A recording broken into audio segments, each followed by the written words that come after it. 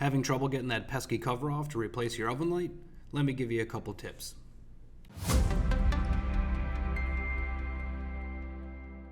So the first and obvious way, and you've likely already tried, is just to use your hands. Lefty-loosey, righty-tighty, turn the cover to the left, pop it off, swap the bulb, put the cover back on, turn it to the right, and tighten it back into place.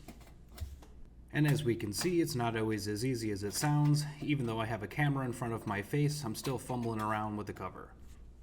Next thing you can do if that cover is being difficult is to take a rag, wrap it around the cover, and give it a little love tap with a hammer. And I do mean love tap, it is glass. If you hit it too hard, you'll break it, and you're going to need to buy a new one. Once you've tapped it, turn it to the left, swap that bulb, put the cover back in, and turn it to the right to lock it down. Lastly, if all else fails, we can use a strap wrench. And you can find these at your auto parts store. Honestly, it's just an oil can wrench, but it serves a lot of purposes.